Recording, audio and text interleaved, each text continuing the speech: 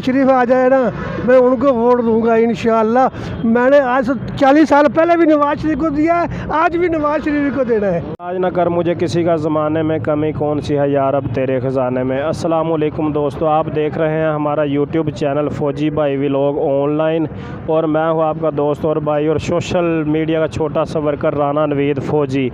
दोस्तों आज का हमारा व्लॉग है वो गरीब आम के बारे में होगा, ये ज़रूर देखिए। अगर आपको अच्छा लगे तो हमारे चैनल को सब्सक्राइब कर दें और बेल आइकन को प्रेस कर दें। मैं ये एक और भाई आए हैं, आरफ साहब हैं, इनका अपना होटल है मेरे ख्याल में, तो इनसे भी पूछेंगे क्या मुश्किलात। ये कह रहे थे कि आटा नहीं मिल रहा आजकल कहीं से भी, और रोटी भी आम को खिलानी होती है इन्होंने।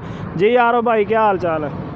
अस्सलाम वालेकुम जी सर, ਸਾਨੂੰ ਆਟਾ ਹੋਟਲਾਂ ਵਾਲਿਆਂ ਨੂੰ ਨਹੀਂ ਮਿਲ ਰਿਹਾ ਹੈਗਾ। ਉਹਦੀ ਵਜ੍ਹਾ ਸਾਨੂੰ ਇਹ ਦੱਸੀ ਜਾਏ ਵੀ ਸਾਡਾ ਗੁਨਾਹ ਕੀ ਹੈਗਾ ਵੀ ਹੋਟਲਾਂ ਵਾਲਿਆਂ ਨੂੰ ਦੁਕਾਨਾਂ ਵਾਲਿਆਂ ਤੇ ਜਾਓ, ਕਹਿੰਦੇ ਨਹੀਂ ਭਾਈ ਨੂੰ ਲਾਇਸੈਂਸ ਲਿਆਓ, ਫੋਟੋ ਕਾਪੀ ਲਿਆਓ, ਅੰਗੂਠਾ ਲਾਓ, ਕੀ ਕੋਈ ਅਸੀਂ ਕੋਈ ਅਸਲਾ ਖਰੀਦਣਾ ਹੋਟਲਾਂ ਵਾਲਿਆਂ ਨੇ ਜਾਂ ਕੋਈ ਮਤਲਬ ਆਮ ਨੇ ਲੈਣਾ ਸਾਨੂੰ ਆਟਾ ਜੀ। ਉਹ ਕਹਿੰਦੇ ਜੀ ਗੌਰਮੈਂਟ ਕਹਿ ਰਹੀ ਜੀ ਹੋਟਲਾਂ ਵਾਲਿਆਂ ਨੂੰ ਆਟਾ ਨਹੀਂ ਦੇਣਾ, ਕਿ ਹੋਟਲਾਂ ਵਾਲੇ ਇਸ ਮੁਲਕ ਤੋਂ ਬਾਹਰ ਹੈਗੇ ਨੇ, ਤੇ ਗੁਨਾਹ ਕੀ ਇਹਨਾਂ ਹੋਟਲਾਂ ਵਾਲਿਆਂ ਦਾ। भाई आरफ होरी कह रहे हैं कि इन्हों का होटल है, कितने वर्कर खाना खाते हैं डेली का ਤੁਹਾਡੇ ਕੋਲ? ਵਰਕਰ ਯਾਨੀ ਕਸਟਮਰ 5-4 ਤੋੜਿਆਂ ਦਾ ਕੰਮ ਹੈਗਾ, ਤੇ ਆਟਾ ਸਾਨੂੰ ਲੱਭਣ ਦੀ ਮਸਲਾ ਇੰਨੀ ਕੋਈ ਮੁਸ਼ਕਲ ਹੋਈ ਵੀ ਸਾਰੀ ਦਿਹਾੜੀ ਕੰਮ ਛੱਡ ਕੇ ਆਟੇ ਦੇ ਮਗਰ ਸਾਨੂੰ ਦੌੜਨਾ ਪੈਂਦਾ। ਜਾ ਕੇ ਉੱਥੇ ਆਟੇ ਵਾਸਤੇ ਗੱਲ ਕਰੋ ਤਾਂ ਆਂਦੇ ਨੇ ਭਾਈ ਪਹਿਲੇ ਤੁਸੀਂ ਇੱਥੇ ਅੰਗੂਠਾ ਲਾਓ। ਜੇ ਉਹਨਾਂ ਨੂੰ ਪਤਾ ਲੱਗ ਜੇ ਹੋਟਲ ਵਾਲਿਆਂ ਦੇ ਆਟਾ ਦਿੰਦੇ ਹੀ ਨਹੀਂ ਸਾਨੂੰ ਹੈਗਾ ਵੀ ਹੋਟਲਾਂ ਵਾਲਿਆਂ ਦਾ ਗੁਨਾਹ ਕੀ ਵੀ ਇਹ ਮਜ਼ਦੂਰੀ ਕਰਦੇ ਨੇ, ਆਪਣੇ ਬੱਚਿਆਂ ਦੀ ਰੋਟੀ ਪੇਟ ਭਾਲ ਰਹੇ ਨੇ, ਕੰਮ ਕਰ ਰਹੇ ਨੇ, ਜਾਂ ਹੋਟਲ ਬੰਦ ਕਰਕੇ ਚੋਰੀ ਟਕੇਟੀ ਵਾਲੇ ਪਾਸੇ ਟੁਰ ਪਈਏ, ਫਿਰ ਕਹਿਣਾ ਵੀ ਇਹ ਮਸਲੇ ਹੋਟਲਾਂ ਵਾਲਿਆਂ ਦਾ ਗੁਨਾਹ ਵੀ ਇਹ ਸਾਡਾ ਮੁਲਕ ਖਰਾਬ ਹੈ। ਤੇ ਭਾਈ ਜਾਨ ਗੌਰਮੈਂਟ ਛਾਪੇ ਮਾਰਦੀ ਜਦੋਂ ਤੁਹਾਡੇ ਕੋਲ ਆਉਂਦੇ ਨੇ ਪਕੜਨ ਵਾਲੇ ਕਿ ਫਲਾਣਾ ਚਲਾਨ ਹੋ ਗਿਆ ਤੁਹਾਡਾ, ਇਹ ਹੋ ਗਿਆ ਉਹ ਹੋ ਗਿਆ, ਉਦੋਂ ਤੁਸੀਂ ਉਹਨਾਂ ਨੂੰ ਨਹੀਂ ਕਹਿੰਦੇ ਕਿ ਸਾਨੂੰ ਆਟਾ ਤੇ ਦਿਓ ਪਹਿਲੇ ਕਿਤੋਂ ਲੈ ਕੇ ਅਸੀਂ ਹੋਟਲ ਚਲਾਈਏ ਤੇ ਫਿਰ ਤੁਹਾਨੂੰ ਚਲਾਨ ਵੀ ਦੇ ਦਿਓ। ਉਹ ਕਹਿੰਦੇ ਸਰ ਉਹ ਮਹਿਕਮਾ ਵਹਰਾ, ਉਹ ਮਹਿਕਮਾ ਵਹਰਾ, ਇਹ ਸਾਡਾ ਮਹਿਕਮਾ, ਸਾਡਾ ਫਲਾਣਾ, ਉਹਨਾਂ ਜਿਹੜਾ ਕੰਮ ਕਰਨ ਆਉਣਾ ਉਹ ਆਪਣਾ ਕਰਕੇ ਚਲੇ ਜਾਂਦੇ ਨੇ, ਉਹ ਸਾਡੀ ਨਹੀਂ ਉਹਨਾਂ ਸੁਣਨੀ, ਉਹਨਾਂ ਆਪਣੀ ਅਫਸਰੀ ਚਲਾਣੀ ਹੈ। ਜਿਹੜਾ ਉਹਨਾਂ ਨੂੰ ਕਹਿਣਾ ਉਹਨਾਂ ਕਹਿਣਾ ਇਹਦੇ ਨਾਲ ਸਾਡਾ ਤਲਕ ਨਹੀਂ, ਸਾਡਾ ਤਲਕ ਬਸ ਤੁਹਾਨੂੰ ਟੀਕਾ ਲਾਉਣਾ। ਤੇ ਬਾਜ਼ ਦਫਾ ਦੇਖਿਆ ਕਿ ਤੰਦੂਰ ਵਗੈਰਾ ਤੁਹਾਡੇ ਉਠਾ ਕੇ ਲੈ ਜਾਂਦੇ ਨੇ, ਇਹਦਾ ਕੋਈ ਜੁਰਮਾਨਾ ਤੁਹਾਨੂੰ ਕਰਦੇ ਨੇ? ਕੀ ਹਿਸਾਬ ਕਿਤਾਬ ਹੈ ਕਿ ਸਿਰਫ ਉਹਨਾਂ ਦਾ ਕੰਮ ਹੈ ਖੱਜਲ ਖਰਾਬ ਕਰਨਾ, ਉਹ ਲੈ ਜਾਂਦੇ ਚੁੱਕ ਕੇ ਬਾਹਰੇ ਤੁਸੀਂ ਉਠਾ ਕੇ ਲੈ ਕੇ ਆਉਣਾ ਉਹਨਾਂ ਦਾ ਕਿਰਾਇਆ ਭਰ ਕੇ, ਜਾਂ ਕਿ ਜੁਰਮਾਨਾ ਉੱਥੇ ਤੁਸੀਂ ਭਰਨਾ ਹੁੰਦਾ? ਜੁਰਮਾਨਾ ਹੁੰਦਾ ਸਰ, ਉਹਦਾ ਜੁਰਮਾਨਾ ਭਰੀਦਾ। ਉੱਥੇ ਜੁਰਮਾਨਾ ਭਰਨ ਤੋਂ ਬਗੈਰ ਉਹ ਦਿੰਦੇ ਨਹੀਂ, 2-2 3-3 ਦਿਨ ਤੇ ਦਿੰਦੇ ਹੀ ਨਹੀਂ ਹੈ ਸਮਾਨ। ਉਸ ਤੋਂ ਬਾਅਦ ਚੱਕਰ ਲਾਈ ਦੇ ਦਲੀਲੋ ਖੁਆਰ ਹੋਣ ਤੋਂ ਬਾਅਦ ਮਸਾ ਸਾਡਾ ਜੁਰਮਾਨਾ ਭਰ ਕੇ ਤੇ ਫਿਰ ਸਾਨੂੰ ਸਮਾਨ ਮਿਲਦਾ। ਇਹ ਕਿਉਂ LDA ਵਾਲੇ ਲੈ ਜਾਂਦੇ ਨੇ ਉਠਾ ਕੇ? LDA ਵਾਲੀ ਤੇ ਭਾਈ ਹਰਾਂ ਦੀ ਹੁਣ ਦੇਖੋ ਕਿ ਹਰ ਬੰਦਾ ਹੀ ਅੱਜ ਕੱਲ੍ਹ ਤੰਗ ਆ, ਚਾਹੇ ਕੋਈ ਅਮੀਰ ਆ, ਚਾਹੇ ਗਰੀਬ ਆ, ਚਾਹੇ ਵਰਕਰ ਆ ਜਾਂ ਚਾਹੇ ਮਾਲਕ ਆ ਹੋਟਲ ਦਾ, ਹਰ ਬੰਦਾ ਇਸ ਟਾਈਮ ਪਰੇਸ਼ਾਨ ਆ। ਕਹਿ ਰਹੇ ਨੇ ਕਿ ਅਸੀਂ ਖਾਣਾ ਦੇਣਾ ਹੁੰਦਾ, ਰੋਟੀ ਦੇਣੀ ਹੁੰਦੀ ਆਵਾਮ ਨੂੰ, ਖਾਤੇ ਲੱਗੇ ਨੇ ਫੈਕਟਰੀ ਵਾਲੇ ਲੋਕਾਂ ਦੇ। ਆਖਰਕਾਰ ਖਾਣਾ ਤੇ ਹਰ ਬੰਦੇ ਨੇ ਖਾਣਾ ਨਾ 3 ਟਾਈਮ, ਚਾਹੇ ਕੋਈ ਉਹਦੇ ਪੱਲੇ ਆਇਆ ਨਹੀਂ ਆਇਆ ਪੈਸੇ। ਉਹਨੇ ਕਹਿ ਰਹੇ ਨੇ ਕਿ ਸਾਨੂੰ ਆਟਾ ਵੀ ਨਹੀਂ ਮਿਲਦਾ ਬਿਲਕੁਲ ਹੀ ਕਿਤੋਂ ਵੀ, ਇੱਕ ਤੋੜਾ ਦੇ ਕੇ ਤੇ ਬਾਕੀ ਉਹ ਕਹਿੰਦੇ ਨੇ ਕਿ ਜੀ ਸ਼ਨਾਖਤੀ ਕਾਰਡ ਲੈ ਆਓ ਜਾਂ ਫਲਾਣਾ ਪਰਮਿਟ ਲੈ ਆਓ, ਕੋਈ ਨਾ ਕੋਈ ਇਸ ਤਰ੍ਹਾਂ ਕਰਕੇ। जी खान साहब आप आ जाए इधर। तो आटा भाईजान शनाख्ती कार्ड पे कितने तोड़े देते हैं ये एक बंदे को? 1 तोड़ा देते हैं, 2 दिन बाद फिर 1 तोड़ा देंगे।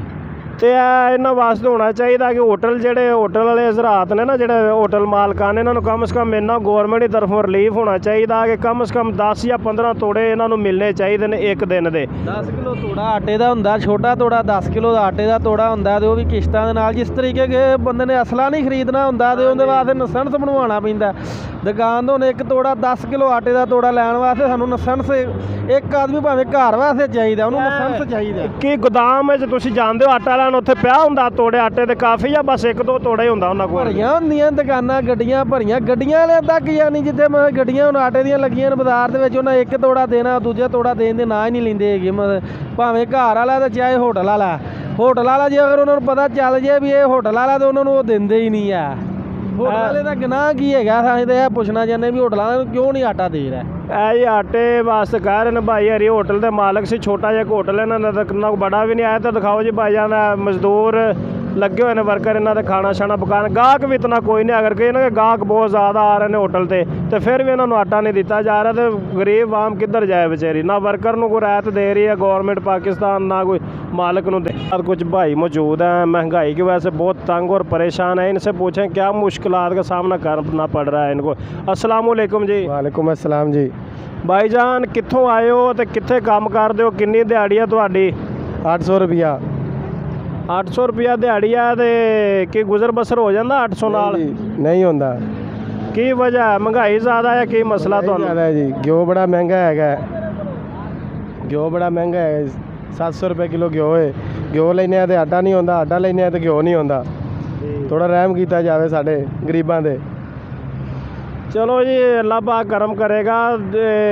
तुसी जानते हो किहड़ी जगह दा वैसे इलाका अपना पिछे किहड़ा हैगा? साहिवाल जी। साहिवाल इलाका ते किराया वगैरह भी लगदा होना तुहाडा? कितने दिनों बाद जाते हो वापस घर? महीने बाद जी। अच्छा, महीने बाद किराया कितना लैंदे ने बस वाले तुहाडे कोलों? 800 रुपया जी। 800 रुपया किराया लैने। ते सैलरी कितनी हो जाती तुहाडे कोल महीने दी इत्थे? डेली नगद पेमेंट मिलदी या कि महीने बाद मंथली तुहानू सैलरी मिलदी है? डेली नगद मिलती है जी। 100-150 आप खा जाना, 600-700 रुपया बचता है जी। अच्छा, 600-700 रुपया तुहानू बच जाता है। चलो महीने का कोई 18-20 हज़ार रुपया बन जाता होना। तो कितने को पैसों के विच तुहाडा कित्थे होंदा जी, महंगाई इन्नी हो गई, गुजारा नहीं हो रहा। 20,000-25,000 गुजारा नहीं होंदा। आटा भी कहते हुण तो बहुत महंगा हो गया। तो अगले हुण इलैक्शन भी होना, तो तुसीं वोट दी की राय है तुहाडी? वोट पाओगे? किहड़े कहंदे कोई नवां वज़ीर आज़म, किहड़ा वज़ीर आज़म आना चाहिए पाकिस्तान का?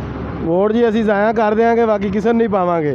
इन्नी महंगाई हो रही, किस खातर हो रही है? असीं गरीब मर रहे हैं। नहीं, ऐ की वजह? कोई ना कोई बंदा तो ठीक हैगा ना पाकिस्तान का। इमरान खान, नवाज शरीफ, आसफ जरदारी, किसी ना किसी ने वोट पाना है कि बिल्कुल ही नहीं पाना? अगर सही होंदे तो है हाल होना सी पाकिस्तान का। आवाम रोड ते आई पई है, मंगना शुरू कर दिता। इन्नी गरीबी हो गई आवाम की। पाकिस्तान के हालात तो बहुत माड़े ने। हाई साहब होर आए ने कि इन्हां दी गैस की दुकान है जी, इन्हां कोलों पुछांगे कि महंगाई की वजह तो इन्हां नूं की मुश्किलात का सामना करना पै रहा है। हाई साहब अस्सलाम वालेकुम। वालेकुम अस्सलाम। संगाल दे जी। खैर पखैर, खुश जोड़े? तबीयत संगा दे जी। सही था। खान साहब, ये आपकी गैस की दुकान है। मैं भी तकरीबन आज हम इधर ही हैं सुबह से 10-11 बजे से लेकर। तो आपके पास गाहक कोई नहीं आ रहा। सुबह से हम देख रहे हैं गाहक बहुत कम आ रहे हैं आजकल। ये क्या वजह है? ये महंगाई की वजह से प्रॉब्लम बनी हुई है। महंगाई, पहले तो गैस मेरे ख्याल में सस्ता था। कितने हाँ रुपए? जी, बस पहले सस्ता था, अभी महंगा हुआ है। महंगा हुआ तो इसका आपके दुकानदारी पे कोई फ़र्क पड़ा महंगाई का? क्यों नहीं फर्क पड़ा? बहुत फर्क पड़ता है जी। हाँ, ये देखें जी, हाई साहब माशाल्लाह ये भी अभी कह रहे हैं कि महंगाई की वजह से बहुत ही ज़्यादा परेशान है। क्या करें? पेट्रोल फिर ये 2-3 दिन पहले दोबारा महंगाई हुई है। मिनी बजट पेश किया गवर्नमेंट ने, इसके बारे में आप क्या कहते हैं? नहीं, हम तो कहते हैं भी बार बार पेट्रोल महंगा होता है, हर शय महंगी हो जाती है। हर शय प्रॉब्लम बनी हुई है, मुश्किलात है। घ्यो महंगा हो जाता है, चीनी, हर शय महंगी हो जाती है जी। तो ये भाई साहब, ये भाई देखें आप जी, क्या करेंगे अगर ये इस दफ़ा अभी बजट पेश होना है बड़ा अच्छे? क्या करें? ये देखे कपड़े फाटे हुए हैं, कपड़े लेने के लिए पैसे नहीं। हम लोग क्या करें? गरीब सब रोड पे आए हुए हैं। इन्नी गरीबी आ गई, लोग मांगना शुरू कर देंगे। ये देखें जी, पाकिस्तान के ये हालात हैं। भाई साहब, आप कुछ कहना चाहते हैं कि जो मुल्क की तकदीर बदले?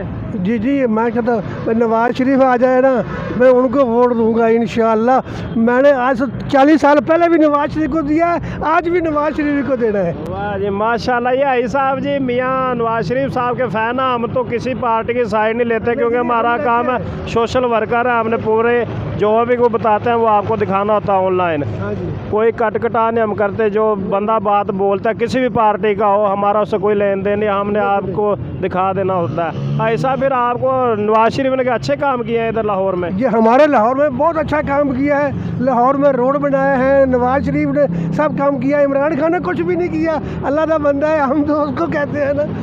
ये बात सही नहीं है। तो लोग तो कहते हैं कि इमरान खान बहुत अच्छा बंदा, तकरीरें बहुत अच्छी करता है। कहाँ कहाँ उन्होंने वो सड़क कौन सड़क बनाई है इमरान खान ने? कोई सड़क नहीं बनाई, कोई मामला नहीं किया। इमरान खान तो अल्लाह का बंदा ही है। इमरान खान के दौर में कहते हैं कि महंगाई बहुत ज़्यादा हो गई थी, पाकिस्तान पे कर्जा भी बहुत ज़्यादा बढ़ गया था। इमरान खान ने किया है। इमरान खान ने सारा सिस्टम इमरान खान का है। सारी महंगाई प्रॉब्लम मुश्किलात इमरान खान ने की है। ये देखें जी, अभी लोग इधर आए हुए हैं खड़े एरिया। हाँ जी, अस्सलाम वालेकुम जी भाईजान। वालेकुम सलाम। जी खान साहब, आप क्या कहना चाहते हैं? महंगाई तो बहुत ज़्यादा हो रही है अभी पाकिस्तान में, तो इसके बारे में आप क्या बोलेंगे? यार इसके बारे में हम ये बोलेगा ना कि ये हुकूमत जो है ना सही नहीं है। एक बात ये है कि गरीब को कोई भी गरीब का नहीं पूछ रहे। हर बंदा अपना पेट भरना चाहता है। पहले एक पार्टी था, अभी 13 पार्टी कट हो के मुल्क को खा रहे हैं। ये सोचने का बात है ना कि अभी एक बंदे घर के अंदर वो कहते हैं हम सियासत कुर्बान कर रहे हैं। भाई ये जो तुम्हारा पैसे बाहर पड़ा हुआ है, इनका पैसे आ जाए पाकिस्तान में तो पाकिस्तान तो अमीर हो जाएगा। ये सारा अपना पैसा ख़जाना में जमा करेगा, हम भी साथ जमा करेगा, हमारा पास जितना पैसा होगा। पाकिस्तान अमीर तरीन बनेगा कि नहीं बनेगा? बनेगा बेशक जी। माशाल्लाह ये भाईजान कह रहे हैं कि पाकिस्तान के जो जितने बड़े लीडर हैं ना, सरबराह सियासतदान हैं, उन्होंने पैसा लूट के पाकिस्तान से बाहर ले गए हुए हैं। वो सारा पैसा इधर लेकर आए। इन्होंने दावा किया है कि हमारे पास जो भी होगा हम भी ख़जाने में डालेंगे अपना, चाहे कुछ बेचें या जहाँ से भी लेकर आएँ, ये भी पाकिस्तान ख़जाने में पैसे डालेंगे। तो अभी आपकी नज़र में इलेक्शन आ रहा है, बजट भी पेश होने वाला, तो कौन सा वोट किसको डालेंगे आप? इलेक्शन आने यार वोट तो मैंने आज तक किसी को डाला ही नहीं, ठीक है, लेकिन सपोर्टर था इमरान खान का। इमरान खान के दौर में महंगाई बहुत ज़्यादा था, हमने बोला हम इसको वोट नहीं देगा, लेकिन हमने बोला चलो चांस दे दे हर बंदे को खेलने का। अभी दोबारा इन लोगों ने हुकूमत ले लिया, तो अभी हम फिर बैट को अगर जाएगा तो बैट को देगा वोट। यानी आप इमरान खान को यानी वोट देंगे, इसकी वजह क्या है? उसके दौर में पहले उससे मियाँ साहब थे इधर, उनके दौर में महंगाई कम थी। ये घिया जो वो 200-250 रुपये किलो था, इमरान खान के दौर में 450 तक चला गया था, ठीक है। तो चीनी भी महंगा हो गया, पेट्रोल जब मियाँ साहब गए 130 या 20, क्योंकि हम भी इसी पाकिस्तान में रहते हैं ना, हमें पता है सब बात का। तो जब इमरान खान साहब गए तो उधर वो 230 या 40 रुपये पे छोड़ कर गए थे पेट्रोल को। तो महंगाई भी बहुत ज़्यादा हुई। अभी क्या आपकी नज़र में है कि दोबारा वोट देंगे खान साहब को तो वो को बेहतरी लाएंगे पाकिस्तान में? यार इसका वजह ये है ना, पाकिस्तान में मरना, पाकिस्तान में जीना। हाँ जी बिल्कुल ठीक है। अब पाकिस्तान से मोहब्बत करते बंगले बार बना रहे, अब पाकिस्तान से मोहब्बत करते डॉक्टर आपका बार है, ठीक है। इमरान खान ने महंगाई किया होगा, लेकिन अगर उसको गोली लगा वो अस्पताल में पाकिस्तान में रहा, अपना खर्चा सब कुछ इधर पाकिस्तान में कर रहे। तो एक बात यहाँ पर सोचना चाहिए, ठीक है, वो मियाँ साहब ने बहुत अच्छा हुकूमत गुजारा था, फिर उसका क्यों हुकूमत चला गया, उसकी कुछ वजह। इमरान खान ने फिर इसके बाद महंगाई भी दी, हर गरीब को 14-14 हज़ार रुपये दिए, कार्ड भी दिया कि नहीं दिया? 14,000। हाँ दिया, सेहत कार्ड दिया इमरान खान ने, सेहत भी कार्ड दिया, 14,000 रुपये भी दिए। सेहत कार्ड में कितना लोगों का इलाज हुआ है, ठीक है। तो वो हर जो भी हुकूमत आएगा उसके साथ महंगाई तो आना है या नहीं? महंगाई तो आपको पता है पाकिस्तान में आता है, इन लोगों ने बाहर लेके जाना है, पाकिस्तान में लिया और पैसा ख़त्म हो जाएगा महंगाई। तो पाकिस्तान तो भी कह रहे हैं। जी भाईजान आप कुछ कहना चाहते हैं महंगाई के बारे में? महंगाई तो बहुत हो रही है भाईजान। हम लोग इधर आए हैं मजदूरी के लिए करने आए हैं, इधर खाने के लिए पैसा नहीं मिलता, खाने पीने। वर्कर हो आप, इधर क्या काम करते हो? किराए पे रहते हो? बिल्कुल जी, वो किराए पर रहते हैं। हम लोग ज़िला बाबरनगर से यहाँ पे काम करने के लिए आए हैं। अभी क्या दिहाड़ी वगैरह लग जाती है या नहीं कहीं पे? नई महंगाई की वजह से काम भी ठप हो गए हैं सभी। चलें, ये अल्लाह पाक रहम करम करे पाकिस्तान पर। तो ये वाम के आपने तासुरात सुन लिया, गरीब वाम बहुत ही ज़्यादा दुखी वाम हो चुके हैं इधर पाकिस्तान में ना। अभी कोई हालात नहीं रहे, हर बंदा महंगाई से परेशान है, वर्कर हैं वो भी परेशान है, मालकान है वो भी परेशान है, फैक्ट्रियां बंद हो रही हैं, गाड़ियों वाले किराया बहुत ज़्यादा ले रहे हैं। तो मिलते हैं इंशाल्लाह नेक्स्ट व्लॉग के साथ। अगर आज की वीडियो और व्लॉग आपको अच्छा लगा हो तो हमारा यूट्यूब चैनल फौजी भाई व्लॉग को ऑनलाइन कर दें और बेल आइकन को प्रेस कर दें, ताकि हमारी हर आने वाली नई वीडियो का नोटिफिकेशन आपको मिल सके। अल्लाह हाफिज़।